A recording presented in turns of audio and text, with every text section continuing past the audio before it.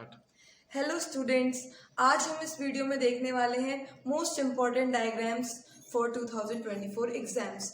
मेरा कहने का मतलब है बहुत बच्चे कंफ्यूज रहते हैं कि हम कौन से डायग्राम्स तैयार करें, कौन से छोड़ें। तो इसीलिए मैं आपके लिए लेकर आई हूँ एक one short revision for important diagrams, जिसमें हम सारे इम्पोर्टेंट डायग्राम्स को स्टडी करने वाले हैं। तो मैं आपको यहाँ पे डायग्राम समझाऊंगी। कोई भी कंफ्यूजन अगर आपको आती है तो आप कमेंट सेक्शन में मुझसे पूछ सकते हो। सबसे पहला डायग्राम है हमारा द ह्यूमन आई, जो कि हम सभी ने पढ़ा है, बहुत मोस्ट इम्पॉर्टेंट है, एग्जाम्स में बार बार रिपीट होता रहता है। द ह्यूमन आई, सबसे पहले हम देख लेते हैं कि इसके पार्ट्स क्या क्या हैं, उसके बाद देखेंगे कि इनके वर्क क्या क्या होते हैं।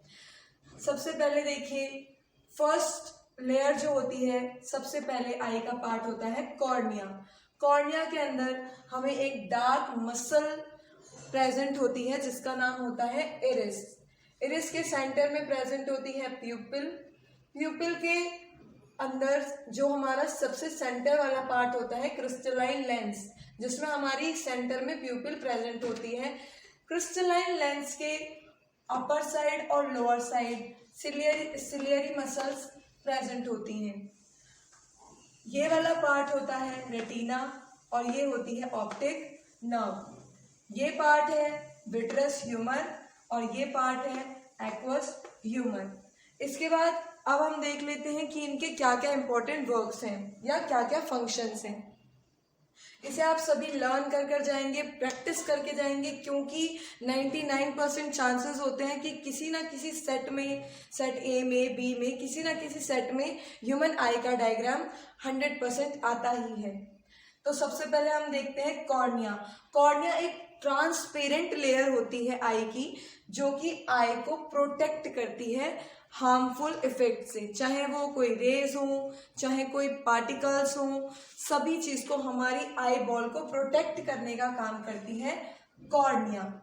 कॉर्निया के बाद अब हम देखते हैं प्यूपिल। प्यूपिल का क्या काम होता है? प्यूपिल का काम होता है कि हमारी आई के अंदर कितनी अमाउंट ऑफ लाइट एंटर करने वाली है, कितनी अमाउंट ऑफ लाइट हमारी आई में एंटर करेगी, ये प्यूपिल से ही डिसाइड होता है कि कितनी लाइट एंटर करने वाली है। उसके बाद देखते हैं क्रिस्टलाइन लेंस। आई बॉल में कॉन्वेक्स क्रिस्टलाइन लेंस प्रेजेंट होता है, जिसके अंदर ये एडजस्ट करता है बहुत ही फाइनर अमाउंट में फोकल लेंथ को, कि रेटिना पे जो इमेज बनने वाली है उसका जो डिस्टेंस होगा किसी भी ऑब्जेक्ट से, उसका डिस्टेंस, उसकी फोकल लेंथ कितनी होगी, इसको एडजस्ट क्रिस्टलाइन लेंस करता है।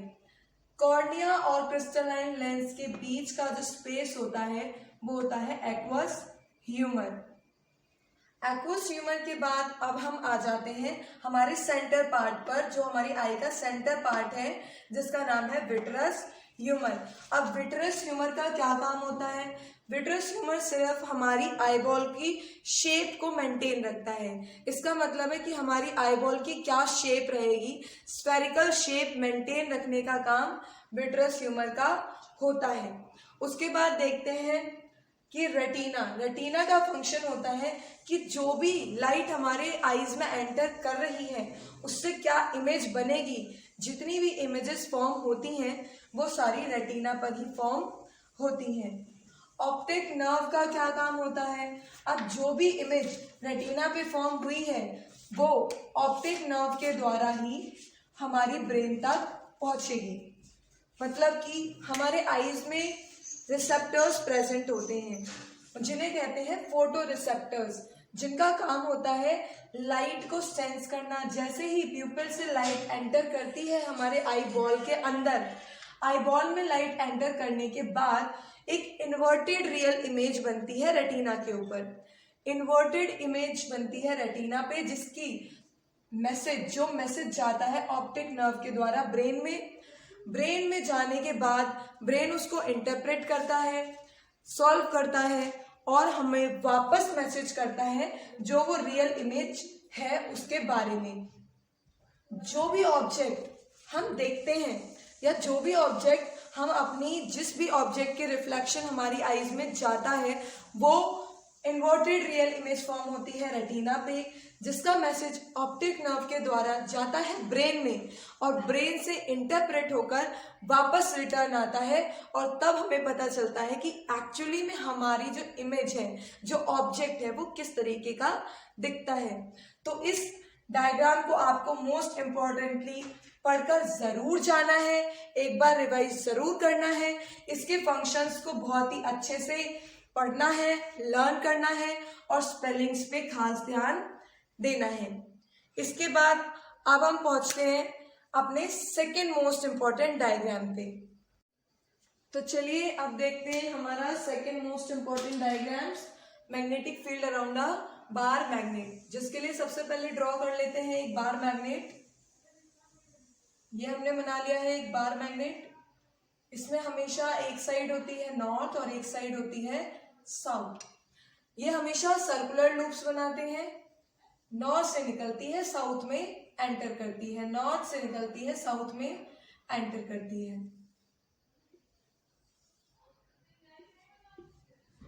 अब मैग्नेटिक फील्ड ड्रॉ करने के बाद एक चीज और है जो मोस्ट इंपॉर्टेंट होती है, और वो होती है मैग्नेटिक फील्ड की प्रॉपर्टीज, जिसे आपको लर्न करने की नहीं, बस समझने की जरूरत है। जैसे कि हमने फर्स्ट देखा कि नॉर्थ से मैग्नेटिक फील्ड लाइंस निकलती हैं और साउथ में एंटर करती हैं, तो हम इसको मैग्नेटिक फील्ड की प्रॉपर्टी में नोट डाउन कर सकते हैं कि they flow from north pole to south pole outside the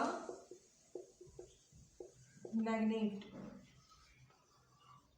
outside the magnet ये नॉर्थ टू साउथ ट्रेवल करती हैं और inside the magnet south to north, and they flow south to north within a magnet। Second property क्या हो सकती है? They always form close loop, ये हमेशा ही क्लोज लूप बनाते हैं। दे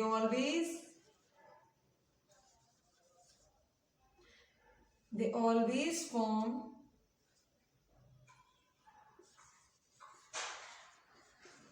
क्लोज्ड लूप्स। और क्या प्रॉपर्टी हो सकती है? थर्ड, नोट डाउन कर लीजिए इसे फटाफट से। कोई भी डाउट है, समझ नहीं आ रहा है तो प्लीज कमेंट सेक्शन में बताइए। रफ कर रही हूं, आप पॉज करके वीडियो को और प्रॉपर्टीज को नोट डाउन कर सकते हो। थर्ड प्रॉपर्टी एक हम देते हैं, they never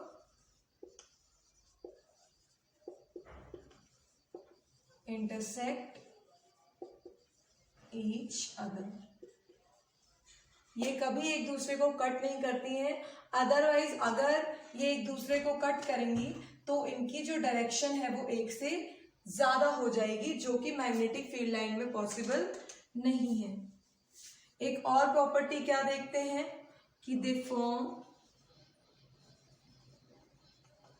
strong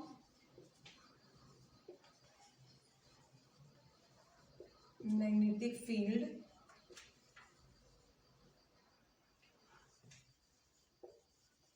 around the or near the magnet।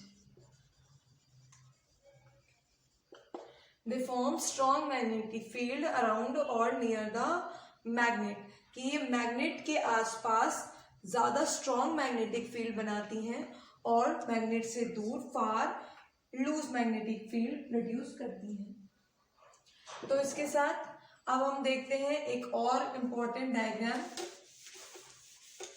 Pause करके आप सभी इसको नोट डाउन। चलिए देखते हैं हमारा third most important diagram, magnetic field around a solenoid. तो इसके लिए सबसे पहले हमें पता होना चाहिए कि सोलेनॉइड क्या होता है। A coil of many circular turns of insulated copper wire wrapped closely in the shape of cylinder is called a solenoid। इसका मतलब है कि कॉपर वायर से एक कॉइल के नंबर ऑफ टर्न्स अगर फॉर्म कर दिए जाएं तो एक सिलेंड्रिकल शेप ले लेती है। उसकी शेप दिखने में एक सिलेंडर की तरह होती है, इसलिए हम कहते हैं कि वो इतने पास पास उनको क्लोजली रैप किया जाता है कि उसकी शेप बिल्कुल सिलेंडर की तरह दिखने लगती है। उसी को सोलेनॉइड कहते हैं। अब अगर इसी सोलेनॉइड में अगर हम कनेक्ट कर दें बैटरी को और बैटरी को कनेक्ट करने के बाद हम उसमें करंट फ्लो करा दें तो ये सोलेनॉइड एक मैग्नेट की तरह वर्क करने लगती है, मैग्नेटिक फील्ड को प्रोड्यूस करने लगती है, सेम जैसे कि बार मैग्नेट में होता है। जैसे बार मैग्नेट में नॉर्थ और साउथ होता है, उसी तरीके से ये भी एक मैग्नेटिक फील्ड फॉर्म कर देती है, जिसका एक नॉर्थ साइड होता है और एक साउथ साइड होता है। इसमें फर्क सिर्फ इतना है कि अगर आप देखेंगे कि जो सोलेनॉइड के सेंटर में मैग्नेटिक फील्ड प्रोड्यूस हो रही है वो हर पॉइंट पे यूनिफॉर्म होगी। यूनिफॉर्म का मतलब हर पॉइंट पे सेम होगी, और सेम जैसा कि हमने बार मैग्नेट में पढ़ा था कि नॉर्थ साइड से निकलेगी और साउथ में एंटर करेगी, नॉर्थ से निकलेगी और साउथ में एंटर करेगी, सेम नॉर्थ से निकलेगी साउथ में एंटर करेगी। इस तरीके से मैग्नेटिक फील्ड फॉर्म होगी, नॉर्थ से निकलेगी और साउथ में एंटर करेगी। सेंटर इस मैग्नेटिक सोलेनॉइड के अंदर जो मैग्नेटिक फील्ड होगा वो बिल्कुल यूनिफॉर्म होगा, सेम होगा। यूनिफॉर्म का मतलब होता है कि सेम होना। अब आप देखो, अगर हम चाहें, क्योंकि ये एक टेम्परेरी इलेक्ट्रोमैग्नेट है, इलेक्ट्रोमैग्नेट ऐसे मैग्नेट जो कि टेम्परेरी मैग्नेट की तरह वर्क करते हैं, जब हम उसमें करंट प्रोवाइड करते हैं, वोल्टेज प्रोवाइड करते हैं, तब वो एक मैग्नेट की तरह वर्क करते हैं, अदरवाइज वो मैग्नेट की तरह वर्क नहीं करते हैं। उन्हीं को हम इलेक्ट्रोमैग्नेट्स कहते हैं। अब इसमें जब हम इलेक्ट्रिसिटी, मान लीजिए हमने इसमें क्या किया, जो हम वोल्टेज दे रहे हैं उसका अमाउंट इंक्रीज कर दिया, करंट जो हम प्रोवाइड कर रहे हैं उस करंट को हमने इंक्रीज कर दिया, तो हमारा मैग्नेटिक फील्ड भी इंक्रीज हो जाएगा। ये हमारा नंबर 1 पॉइंट है। सेकंड, अगर हम बढ़ा दें नंबर ऑफ टर्न्स को, अगर जो हमने ये नंबर ऑफ टर्न्स किए हैं कॉपर वायर के साथ, अगर हम इनको इंक्रीज कर दें तो भी हमारा मैग्नेटिक फील्ड जो है वो इंक्रीज हो जाएगा। ये था हमारा magnetic field around a solenoid. I hope कि आपको ये समझ में आया हो। अगर कोई डाउट है तो कमेंट सेक्शन में प्लीज डाउट को डालिए, और कोई आपका टॉपिक है जो आपको समझ में नहीं आ रहा है तो उसको भी आप पूछ सकते हैं। तो आइए अब करते हैं अपना next important diagram, which is magnetic field due to a current through a circular loop. Simply एक सर्कुलर लूप है, उसमें अगर करंट फ्लो करा दिया जाए तो मैग्नेटिक फील्ड क्या होगी। At every point of a current carrying circular loop the concentric circles representing the magnetic field around it. सबसे पहले डेफिनेशन को समझने की कोशिश करेंगे कि हर वो point of a current carrying circular loop, ये एक सर्कुलर लूप है जिसके अंदर से करंट फ्लो हो रहा है। तो एक करंट कैरिंग सर्कुलर लूप है जिसके अंदर करंट फ्लो हो रहा है, उसके जो कॉन्सेंट्रिक सर्कल्स होंगे, concentric circles means circular loop centre में है और उसकी चारों तरफ सर्कल्स फॉर्म हो रहे हैं। ये कॉन्सेंट्रिक सर्कल्स रिप्रेजेंट करेंगे मैग्नेटिक फील्ड को। हर तरफ, हर पॉइंट पे जहां भी ये कॉन्सेंट्रिक सर्कल्स होंगे ये रिप्रेजेंट करेंगे मैग्नेटिक फील्ड लाइंस को। जैसा कि मैंने अभी ड्रॉ किया कि हमने एक सर्कुलर लूप बनाया, उसमें करंट फ्लो कराया उसके बाद उसमें जो कॉन्सेंट्रिक लूप्स बनेंगे, ये जो कॉन्सेंट्रिक लूप्स फॉर्म हुए हैं, ये रिप्रेजेंट करते हैं मैग्नेटिक फील्ड को, करंट कैरिंग लूप के मैग्नेटिक फील्ड को। जो लूप एकदम सेंटर से क्रॉस करता है वो हमें एक स्ट्रेट लाइन जैसा नजर आता है, जिसमें हमारा एक साइड नॉर्थ होता है और दूसरी साइड साउथ होता है। जैसा हमने सभी अपने बार मैग्नेट्स के मैग्नेटिक फील्ड में, सोलेनॉइड के मैग्नेटिक फील्ड में पढ़ा था, मैग्नेटिक फील्ड लाइन की प्रॉपर्टी में, कि इसमें जो मैग्नेटिक फील्ड लाइंस होती हैं वो हमेशा नॉर्थ से निकलती हैं और साउथ में एंटर करती हैं।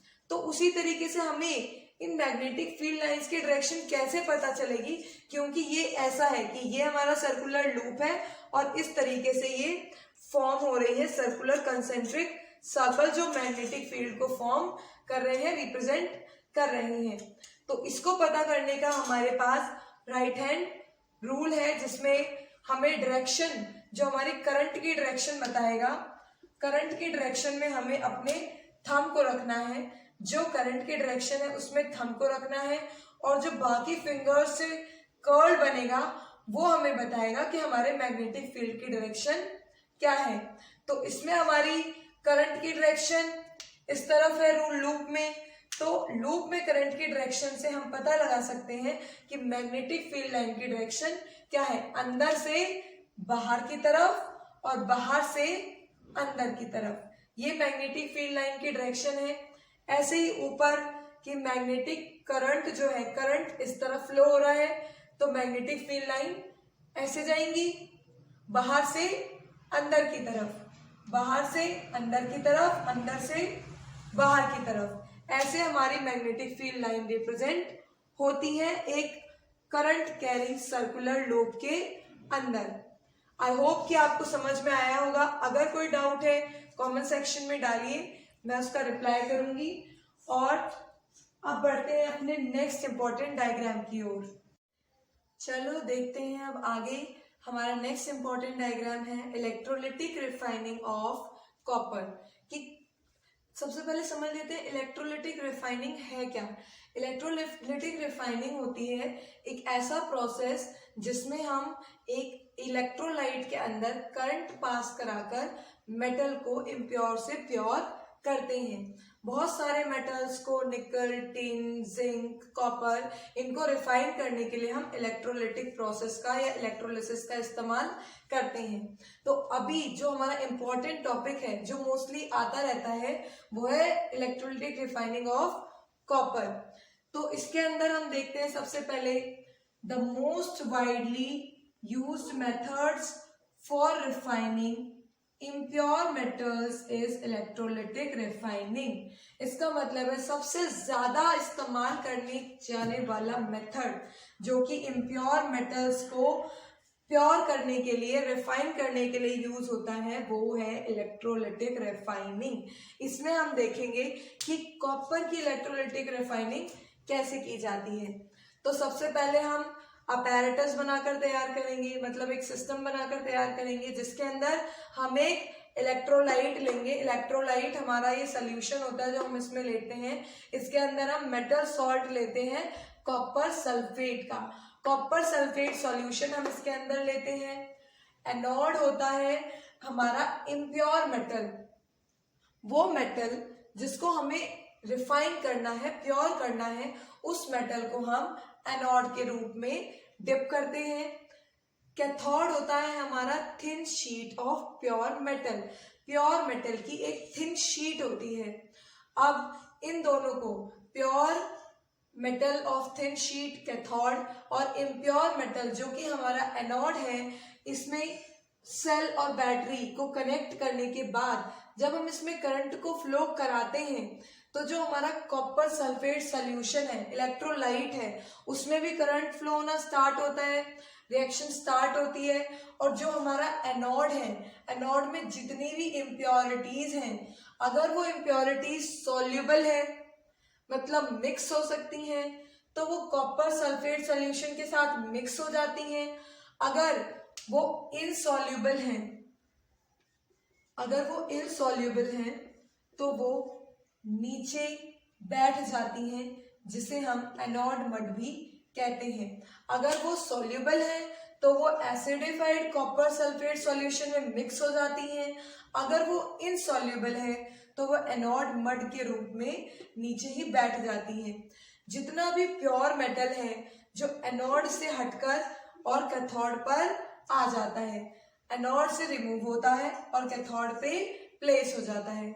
इस तरीके से हमारी इलेक्ट्रोलिटिक रिफाइनिंग ऑफ कॉपर होती है, जिसमें सिंपली मैं एक बार फिर रिपीट कर देती हूँ कि हमने एक टैंक लिया है जिसमें एनोड जो हमारा इम्प्योर मेटल है, कैथोड जो हमारा प्योर मेटल की थिन शीट है, और एक सॉल्ट सोल्यूशन लिया है which is acidified copper sulphate solution लिया है।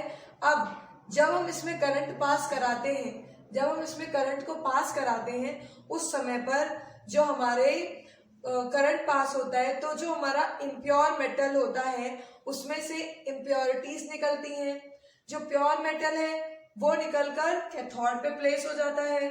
अगर जो हमारी इम्प्योर मेटल है, इम्प्योरिटीज है जो काम की नहीं है, वो सॉल्युबल है तो सल्फेट सॉल्यूशन में मिक्स हो जाती हैं।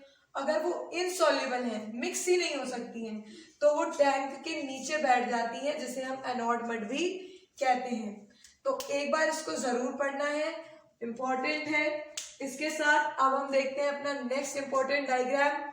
इसी तरीके से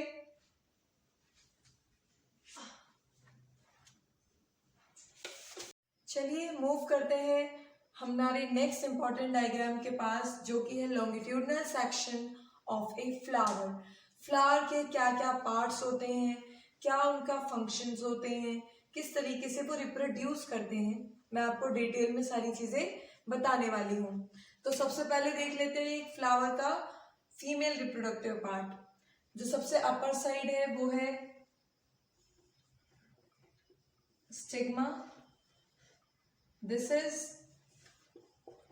style, this is ovary. Ovary के अंदर जो प्रेजेंट होते हैं वो है ओव्यूल्स, जो कि है female gamete of longitudinal flower. इसके बाद हमारा फीमेल रिप्रोडक्टिव पार्ट होता है पिस्टिल, जिसके अंदर 3 पार्ट्स होते हैं, स्टिग्मा, स्टाइल, ओवरी, और ओवरी के अंदर जो प्रेजेंट है वो ओव्यूल्स, जो कि ओवरी का ही पार्ट होते हैं। यह है female reproductive part of flower, pistil. अब देखते हैं male reproductive part of flower. तो ये है फिलामेंट और ये है anther. Reproductive part which is stamen. Flower का मेल रिप्रोडक्टिव पार्ट होता है स्टेमेन, जो कि है एंथर और फिलामेंट। अब यहाँ पे हम देखेंगे कि इस फ्लावर में दोनों ही पार्ट प्रेजेंट हैं, मेल रिप्रोडक्टिव पार्ट भी प्रेजेंट है और फीमेल रिप्रोडक्टिव पार्ट भी प्रेजेंट है। तो इस टाइप के फ्लावर्स को हम बाइसेक्सुअल फ्लावर्स या फिर कंप्लीट फ्लावर भी कहते हैं।